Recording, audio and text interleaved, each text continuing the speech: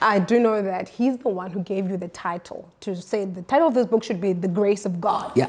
I mean, out of all the titles, why The Grace of God? What in your view, why do you think he wanted you to title it The Grace of God? It's because that was the life he lived.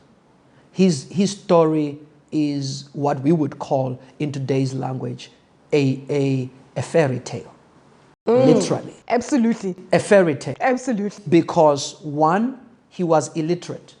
I want to come to that. So he saw the grace of God. He couldn't read and write clearly. Sure. You know, and in his words, he was illiterate. I'm sure he could write something, but he knew he was bad news. Sure. The first time he was able to properly read, it's when he opened the Bible. Wow. And then he could read it. And I'm like, so Dad, you mean you couldn't read? He says, I couldn't read anything. Wow. He says, therefore I was illiterate. I couldn't read a sentence and keep up. Wow.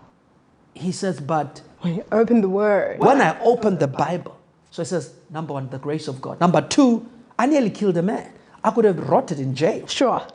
He says, but God caught me just on the nick of time. The grace of God. Right there.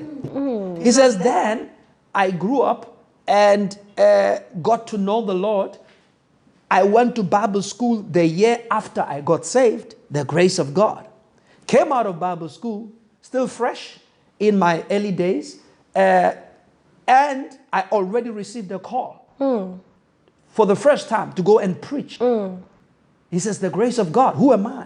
Why would God choose me? You know, from Marabastad in Pretoria, God sends me down south into the Vaal Triangle to go and preach the gospel. I'm like, who am I? Sure. I don't even have clothes. Sure. I've got to work for one suit. One suit. You see what I'm saying? He says, the grace of God.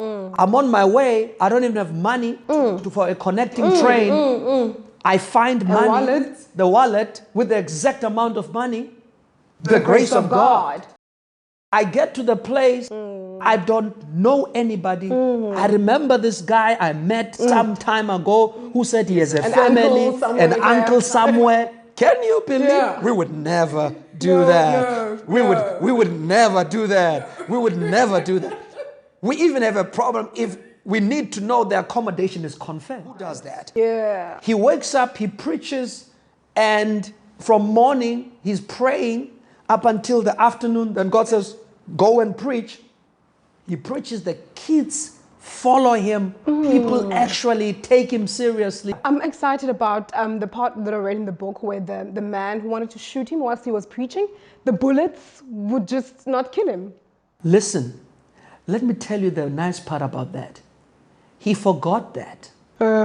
He was reminded by one guy who came to our church to visit him because he heard he was there. Okay. And he said to him, Daddy, do you remember that day you were in Everton? That guy who was trying to shoot you. He said, oh yes, the angel of the Lord stood in front of me.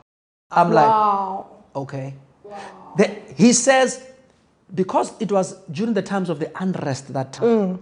So the comrades did not understand this tent that's coming here during the times of unrest when we are fighting against this apartheid regime. Who's this guy? Is he not sent by one of these white people? One of these, you know, the government to come and pacify us. So they thought he was really there to pacify them. So those guys were not playing games. They were going to kill him. Yeah. That's why that guy sat in front with a loaded gun and Mulife stood there. When he went up to preach, the guy stood up.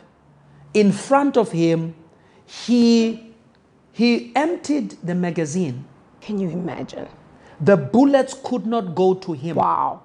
But the bullets went sideways. Wow. They hit some of the choir members for evidence. That to me is still the grace of God. So he said to me, Mangaliso, call the book The Grace of God. Don't call it anything else. Call it The Grace of God. So I thought, okay, the grace of God in the life and ministry of Apostle. Wow.